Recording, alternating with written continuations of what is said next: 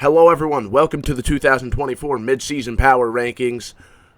32 teams to go through here. I'm going to try and make it quick, spend about a minute 30 on each team. Let's get right into it, starting with the Saints. Number 32, I think they are going to get a spark because of the interim head coach change. I truly do think they're going to make a lot of strides to maybe get an upset or two throughout the rest of the season. Because they have a new head coach in, I think that changes a lot. I think that changes the locker room. I think they're going to catch some teams sleeping, but still, they have issues. They definitely do. They aren't overly strong in any specific area, right? They do force turnovers, which is nice. More turnovers than I think people realize, but still, it doesn't matter if you can't convert them into points. So I have the Saints at number 32. Then the Panthers, they just beat the Saints last week, so that's part of the reason I have them at 31 instead of 32. Now, they were helped by the officiating. That PI on Demario Douglas was very, very questionable. I don't agree with it. What they've been doing on the ground has been pretty impressive, but their defense is awful. Definitely the worst in football, so that is a big factor in why they are so low. And then their quarterback situation, I'm not moved by Bryce Young. Andy Dalton isn't playing right now because he got in an off-field, car crash, big deal there. We'll see. Maybe he comes back. Maybe that changes a thing or two. But even then, Andy Dalton isn't anything too special. The Panthers, that defense is just too bad for me to have them any higher. But I will say, people are underrating the season that Robert Hunt is having. As you can see, I have him as the team MVP. He's having a pretty good year for them. They added him over the offseason, so that's a really big deal. Number 30, I have the Tennessee Titans. They added a lot of guys during the offseason that made people kind of think, oh yeah, they'll be able to compete. Boy, were we wrong. L'Jarius Sneed, he has not been good for them at all. Their passing game just hasn't been good. Even with Calvin Ridley out there, he had that one good game a week or two ago, but besides that, really nothing doing. They just don't have much to work with. I will say Tony Pollard and the run game have looked nice, but for every good play Pollard has, there's an awful drop back by either Mason Rudolph or Will Levis. Jeffrey Simmons is still a very good player, though. Then the New England Patriots. This is where we get to some teams I think can make some noise. I don't think they're going to make playoffs or anything, but this is the type of team I could see blow up someone else's season, right? The Patriots with Drake May, they've been able to win some games that really they shouldn't be able to win, or keep some games close that they shouldn't be able to keep close, right? Drake May is making that offense that really doesn't have anything to work with from a weapons perspective.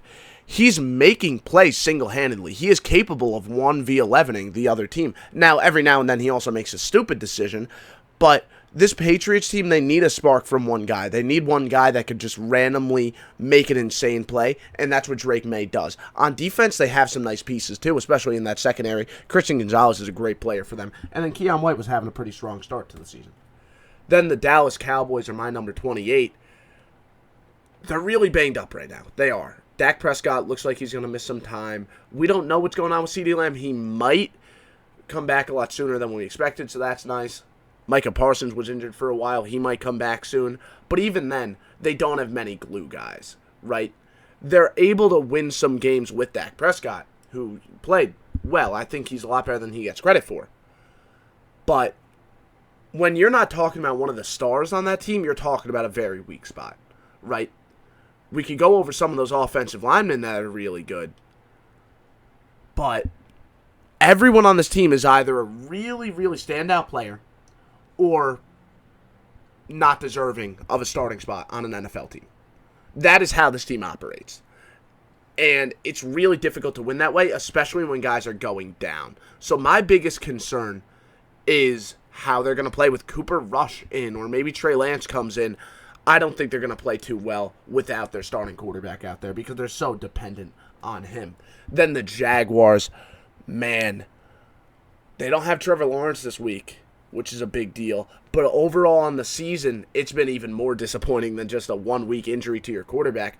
That quarterback that I mentioned, Trevor Lawrence, hasn't been playing great ball. It's just that simple. He has not been. He really hasn't been his whole career when you really think about it, except his sophomore season.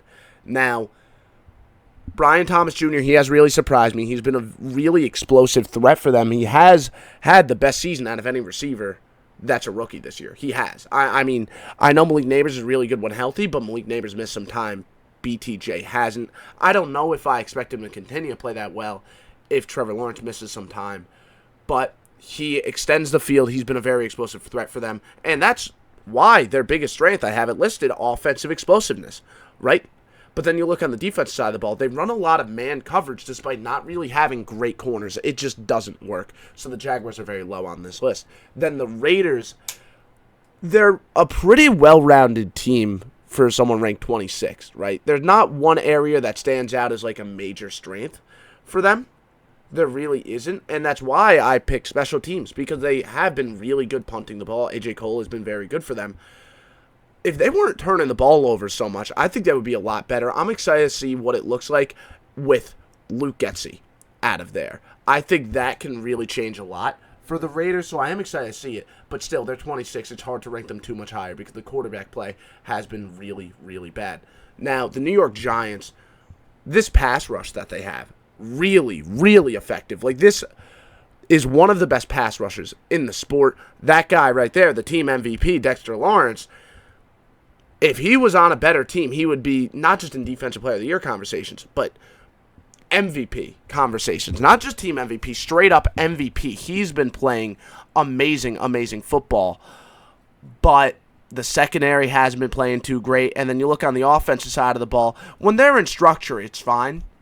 But then the second that a play doesn't operate the same exact way that Brian Daboll drew it up, Daniel Jones and the rest of the offense completely fall apart. When they operate in structure, it's fine, right? Feed the ball to Malik Nabers, occasionally give the ball to Tyrone Tracy or Devin Singletary. And, you know, they're able to do some good things offensively, but the second they have to go off script, it doesn't look very good for them. The Indianapolis Colts, I mean, we were just talking about quarterback for the Giants, talk about the quarterback situation for the Colts, right? That is just about as bad. Now, at least they have a young guy who's developing. Daniel Jones has been there for a very long time, and he seemingly hasn't developed. Whether it's Joe Flacco or Anthony Richardson, I don't love how the quarterback play has been. Joe Flacco had a nice stretch, but we saw how it looked against the Vikings. It was really bad.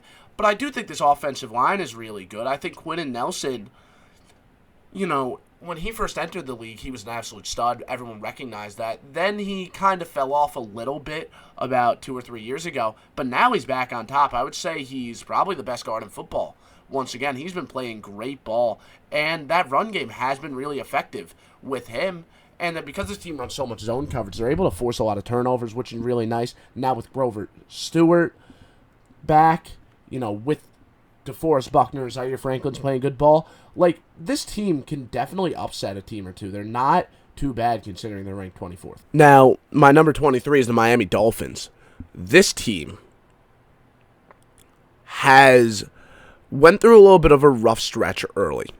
But now with Tua back, they look a lot better offensively. I think that Bills game was a nice display by them. They were able to show that quick passing game can still work. And that run game with A-Chain can really do some damage every now and then. Of course, the biggest strength is the quick passing game. Getting the ball quickly to Tyreek Hill. Getting the ball quickly to Jalen Waddle. Like, they're able to do that, and it works really well. Even getting A-Chain involved in the receiving game.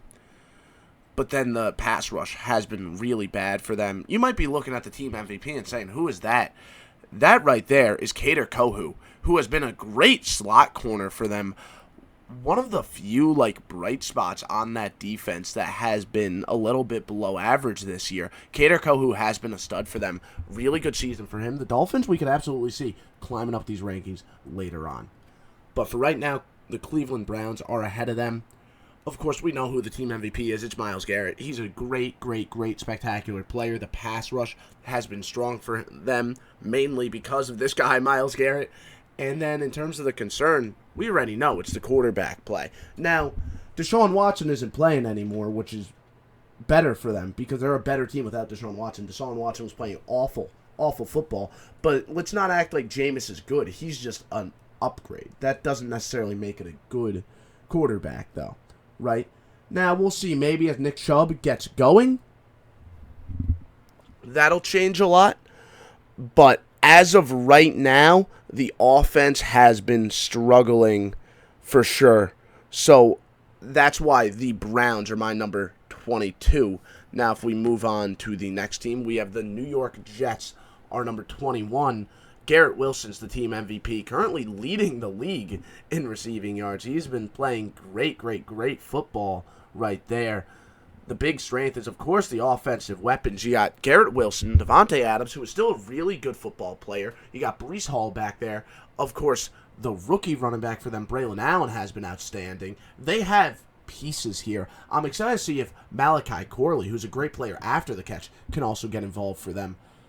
They have weapons offensively, but my biggest concern, and I think this one falls on coaching, and it sucks they've moved on from Saleh. I don't even know if I loved Saleh, but I definitely thought he was better for them right now. Their biggest concern, for sure, is overall consistency. Because one game we'll see them look really good against the Texans, the next they're going to go ahead and lose to the Patriots, right? They just need to be better at being consistent on a week-to-week basis. But right now, I have to leave them as the number 21 team. Now, the Chicago Bears are the number 20 right here. Jalen Johnson is definitely their team MVP. He has been playing great football. That entire secondary has. They've been great. The defense has truly not been the problem for Chicago. The problem hasn't even been the offensive talent. It's the entire coordination, the operation of that offense. Now, I'm not just saying the offensive coordinator, although I do think Shane Waldron isn't doing a good job. I think it is everything from a coaching perspective on the offensive side of the ball. The Bears' offensive linemen don't know how to properly go about their blocks, right? They don't have a pressure plan in protection, which is a huge issue. That means if teams are throwing certain blitzes or certain sim pressures at them, they really don't know how to deal with it. That's a huge issue at an NFL level because teams are going to do that all the time. And Caleb Williams has made some mental errors throughout the season. It seems like some receivers are giving up on plays now. The entire offensive operation, and no, it's not just Waldron, but he is a huge part of that issue. Then we move over to the Denver Broncos, my number 19. Team MVP has to be Pat Surtain. Just a phenomenal corner who, missed time, but still, he was such a good corner for them. Still is a great corner for them. There's no way you could really pick anyone else because the defense has been the reason that Denver is anywhere above 25, okay? Because the offense has not been great. It really hasn't. In fact, it struggled a lot, but the pass rush has been unbelievable. And they're able to be so great at blitzing opposing teams while also having all their defenders in man-to-man coverage. And that's something you could only do when you have a great corner like Patrick Surtain. Now, what's my big concern? Of course, it's the consistency on the offensive side of the ball. Because there are some games where the offense just lays a goose egg. Like they can't do anything offensively. Bo Nix finishes a half with below 5 passing yards. It's just borderline, not even borderline. It can be straight up dysfunctional at times, and that's so annoying because the defense is good enough to allow them to win games if they could just get a solid 17 points. If they could just get 20 points on the board. But there's some games where the Broncos have to really struggle in order to do that. So they're my number 19 mainly because of the defensive side of the ball. Then we move over to the Cincinnati Bengals, a team that can definitely do some good stuff. I could absolutely see them moving up these rankings because of how explosive that offense is. Jamar Chase, we all saw the game he had against the Ravens just last night at the time that I'm recording this. He's a really good wide receiver who can make plays, and Joe Burrow consistently hits him. It's really interesting to watch this Bengals team operate, and now they're establishing some other threats. Mike Gesicki, Chase Brown in the receiving game. They're getting some other guys who could really threaten you and take the load off of Jamar Chase, and that just makes such an explosive offensive unit led by I think the best quarterback in football right now, other than Lamar Jackson, I mean, he's playing the best football at this current moment, other than Lamar Jackson, Joe Burrow. And that's why he's the team MVP. But then you look on the defense side of the ball, their pass defense sucks. They have been awful, awful in the secondary. I think the run defense was really struggling early on, but it's gotten a lot better. I can't say the same about that entire pass defense. Trey Hendrickson's a damn good pass rusher, but they don't have anyone else who could rush the quarterback with him, so they're really struggling in that area. And then the Tampa Bay Buccaneers, I mean, they're the type of team that would completely dismantle Cincinnati because they are so good at throwing the ball. Even without Chris Godwin, even without Mike Evans, Baker Mayfield is playing ridiculous football. Ridiculous football. So if he could just continue to operate like that, this team is going to be a problem for a lot of these other teams. You know, as guys get injured, having a quarterback that could elevate poor wide receiver play or mediocre receiver play like Baker Mayfield, that changes so much. That changes so much. And as we know, Buccaneers, I know I said it, they're banged up right now. Baker is the reason that they're staying afloat, staying right near the middle of the pack in these power rankings. The big concern, though, is the secondary. If it's a shootout, it's going to be easy to score on them because that secondary hasn't been playing too well. They've been struggling to defend the pass. Number 16, right down the middle, I have the Arizona Cardinals, led by Kyler Murray. Great quarterback, has been playing great football this year, but Drew Petzing wants to operate this offense through the running game. Okay, he wants to line up in 2 tight end, 3 tight end sets and run the ball with James Conner. It's been working, but then they have that counterpunch. They can rely on Kyler Murray to throw the ball to a Marvin Harrison or a Trey McBride. Okay, they can rely on those guys, and they might be even better when they choose to do that. The fact that that's their counterpunch says so much about them. The big issue, though, is that they can't defend the pass. Okay, they might be able to score a decent amount of points themselves, but it doesn't matter if they're allowing more points, and they struggle a lot against the pass, so it's really difficult to rank them a lot higher, but they definitely have the offensive firepower. I'm excited to see where they go down the line. The Seattle Seahawks, I have ahead of them because they show a lot of potential to really go ahead and break out, get into the top 10, okay? Because their main issue has been miscues offensively. They get good drives going, and then, the center snapping the ball over Geno's head. Or, the ball is, it's a 4th down, and running back runs left when the quarterback expects him to run right. And then the handoff gets mixed up, and now Geno's trying to take it himself, and it just doesn't work. Like, too many miscues for them. That's their issue. On the offensive side of the ball, when stuff is going well for Seattle, it goes really well. But every now and then they have one major play that completely shuts down drives. Okay, and they need to get better at staying ahead of the change. I think that's a big issue for them right now. 1st and 2nd down, they're not setting themselves up well for success on 3rd down. But like I said, this passing attack is still really dynamic. Geno's playing good football. JSN's playing good football. DK Metcalf's a really good football player.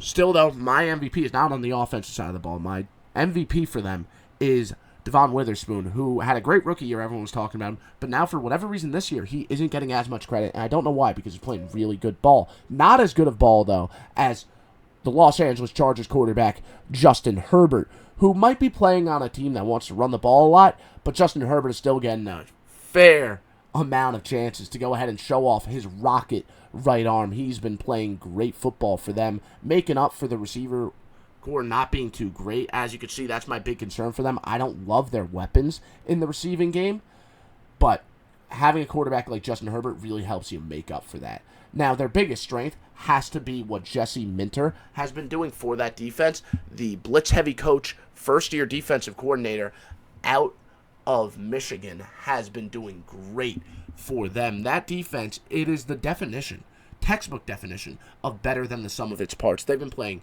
amazing football, that entire defensive unit, even though no one really expected them to be doing that. The San Francisco 49ers, they are my number 13. I could see them really skyrocketing up these rankings as the season goes on, as they get healthier. The team MVP, as of right now, it's really tough, but I got to go with George Kittle. We'll see if, Christian McCaffrey comes back and lights the league back on fire. Maybe he ends up being the team MVP. Because if they go on a win streak now, it's going to be because McCaffrey's back. He's going to have a season debut. in Week 10. It should be really fun to see what happens. And it's a loaded offense. I mean, I have their biggest strength as the offensive weapons because you have George Kittle, Deebo Samuel, Ricky Pearsall they drafted in round 1, Christian McCaffrey. They are loaded on the offensive side of the ball. On defense, they also have a lot of talent. Nick Bosa's a great football player. Fred Warner's great. But the secondary, Charvarius Ward isn't having his best year. They've been struggling a fair amount in the secondary, but I definitely wouldn't say that they're bad. I could see them really climbing up these rankings as the weeks go on. But as of right now, the Houston Texans are ahead of them, who have been led by Will Anderson, who's been playing unbelievable football for them. He has been so effective. That pass rush duo of him and Danielle Hunter has been amazing. And then having Derek Stingley in the secondary and having a couple other great players in that defensive unit. This is a hard defense to score against. My big concern, though, with this football team is their inability to stay ahead of the chains. It's way too often they have a good drive going, and then, Laramie Tunsil didn't hold his block. C.J. Stroud gets sacked, and now the entire operation gets screwed up. Now they can't rely on Joe Mixon to go ahead and run the football. Now they have to hit a deep pass, and it's a lot harder to do that when Nico Collins isn't healthy. Nico Collins should be coming back soon. That should allow them to rise up these rankings because they'll be able to make up for that major issue. But still, you have to have a consistent operation, especially when you get into the top 12. I really want to see this team take advantage of how well the defense is playing, and they can't do that if they keep catching themselves in 3rd and 10, 3rd and 8. They have to stay ahead of the chains. Now, if we move on to that next team, the Rams, they have been really solid, man.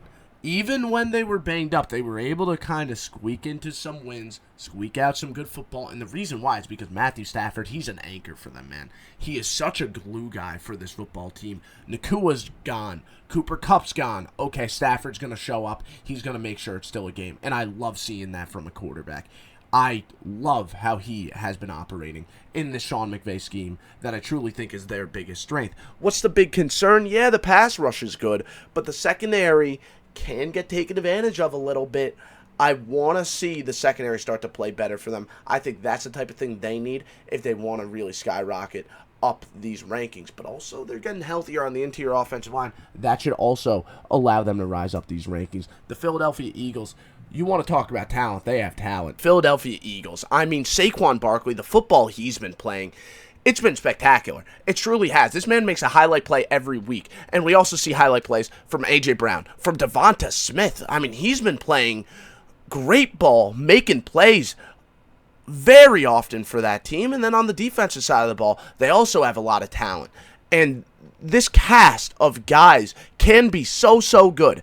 But then you look at the fact that they can't consistently score in the first quarter. That's an issue. They've been the lowest scoring team in the first quarter in all of football. That's awful. You have to change that, and that falls on coaching. When you see a team with this much talent, very, very often just underperform, that falls on coaching. When you see a team constantly going for it on 4th down, but not really translating that to points very often, that falls on coaching. The Philadelphia Eagles, this might be the number 1 team that's held back the most by their coaching staff, other than the New York Jets. That's my number 10. Now we're going deeper into this top 10 with the Atlanta Falcons. Yes, I'm putting the Falcons ahead of the Eagles. You want to know why?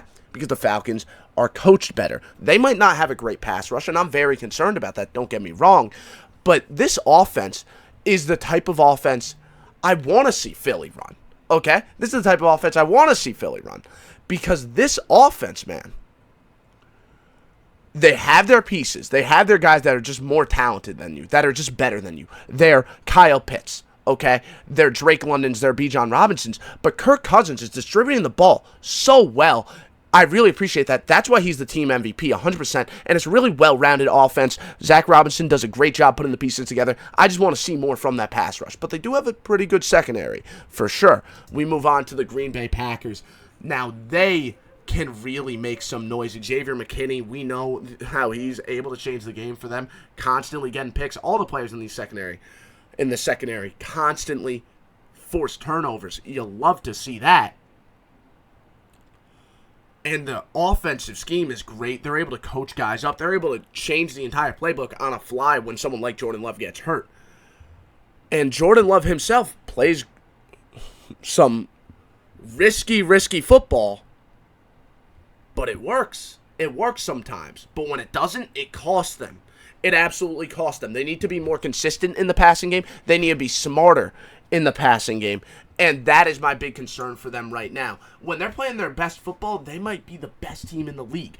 But when they're turning the ball over right before the end of the half, like Jordan Love did in that game against Detroit, it's really tough for me to rank them too much higher than this. The Pittsburgh Steelers, this is not a team that I thought would be doing this. I mean, I saw some moves during the offseason that made me say, hey, it's a possibility, but I kind of thought it was going to fall flat, and it does not seem to be going that way. The team MVP is TJ Watt, who seems to have revived himself. I mean, he never, fell off, but he seems like he's back in peak form right now, consistently getting sacks, forcing fumbles in crucial moments. That is what the elite defenders do, and they have a bunch of other players on that defensive line.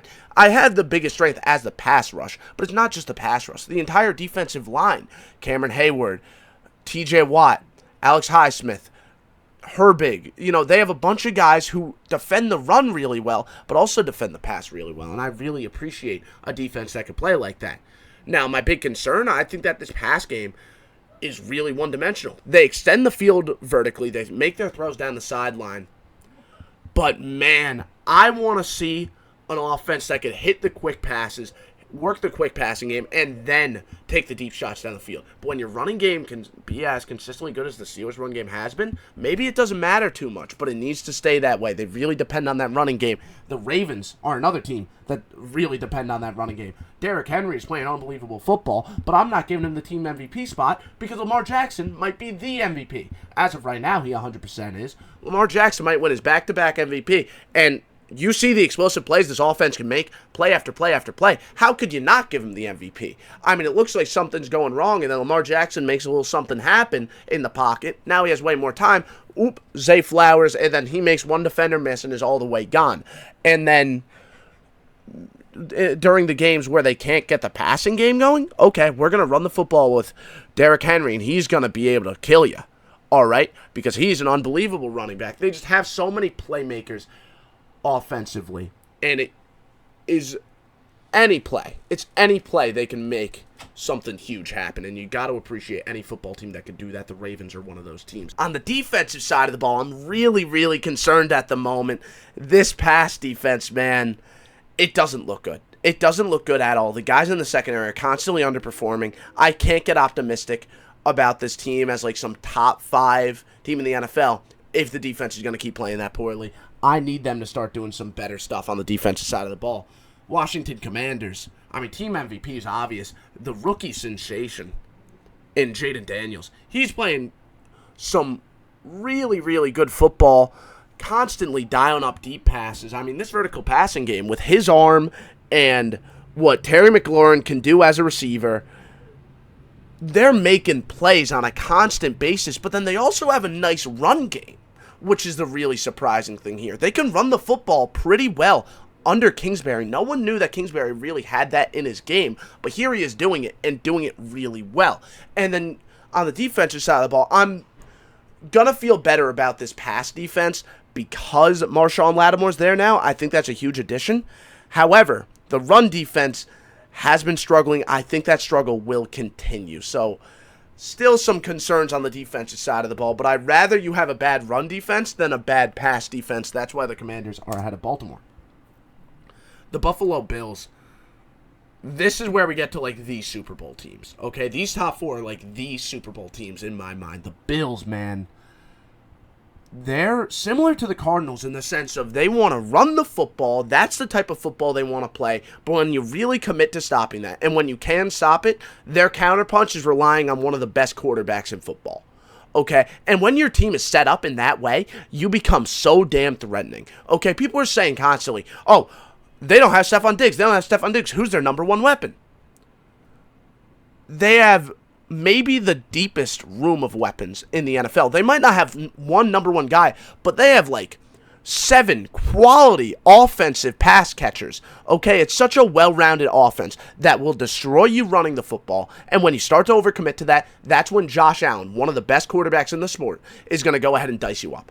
All right, I do think that the defense is good against those, vertical passing teams like Pittsburgh. But it's really one-dimensional from a scheme standpoint. They really play back, and that's why the Dolphins scored a lot against them. Okay, that's why, because they worked a lot in the flats, quick passing game, and the Bills just let it happen. They give you a lot. They're a very bend-don't-break type of defense. But, some of these teams, man, they can give problems to a team like Buffalo. Okay? Like, it's a really high floor, low ceiling type of defensive scheme. That's what McDermott has been running for a while, and that might be why they haven't had too much playoff success. But that's a conversation for another time. A conversation for right now, though, is the fact that I have the team led by Sam Darnold as my number 3 team in the NFL. And I truly do think that this team can go ahead and win the Super Bowl. I really do. I think the Vikings, with Sam Darnold playing quarterback, with Brian Flores calling plays, that defensive scheme is the best in football, 100%. The disguises, the blitzes, the sim pressures, everything about it, the coordination of the players. You could tell the players are coached up so well. Flores is killing it with that defense. But then they also have a really nice offensive scheme.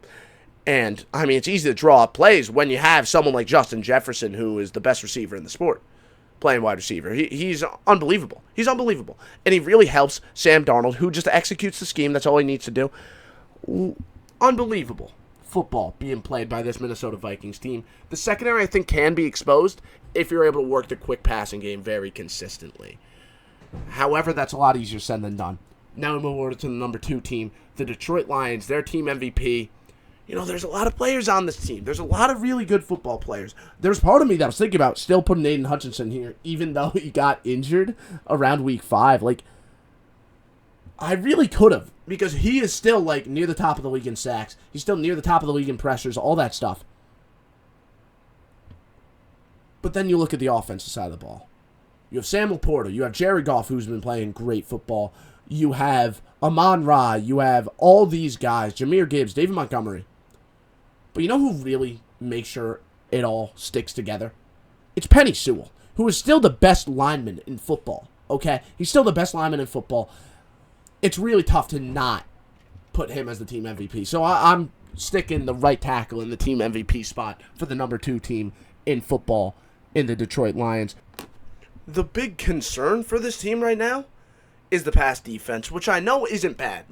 These teams, they're here for a reason. Being in the top 2, it's hard to find a major flaw. Zadarius Smith as your number 1 pass rusher is fine. You're a team that blitzes a lot. I think they'll be fine, but it could be better, okay? And then in the secondary, Terrion Arnold has some penalties. It could be better. But again, it's definitely not an issue. It's still a really good defense. These teams, you really got to nitpick to find a problem. The Kansas City Chiefs are my number 1. They're undefeated for a reason, man. And now you add DeAndre Hopkins. And now that offense, I have the biggest concern as offensive explosives, but I don't really know if I'm overly concerned about them. This defense is playing unbelievable football. We got to start with that. We absolutely have to. The defense is unstoppable right now, especially against the run, where they have just fit the run so well all year. And, of course, they defend the pass really well, too. It's a great defensive unit. But then offensively, it's been weird because they haven't been able to create explosives on the offensive side of the ball, but they've been the most efficient team offensively. They've been so great on 1st and 2nd down. They set themselves up on 3rd and short, and they're constantly able to convert. They've been a really good team in that way. The problem has been, you get a sack or force an incompletion on 1st or 2nd down. They're not too good at converting on a 3rd and 6, maybe. But now with DeAndre Hopkins, that's not that much of a problem. They're a lot better at it. No, I still think it's their biggest issue, but I'm not concerned about it in an overwhelming amount. There's a reason this team's number 1. DeAndre Hopkins is a big reason why. If they didn't add DeAndre, this team would be my number 2, not my number 1. Let me just start by saying that. But Patrick Mahomes, he's still a great quarterback. He might, not look as great on the stat sheet, but he's still a really good quarterback. You could tell, and mentally he's doing the right things. The Chiefs are the number 1 team in the NFL, and I stand by it. I hope you all enjoyed the video. If you did enjoy it, feel free to subscribe for more content, leave a like, and I'll see you all again next time.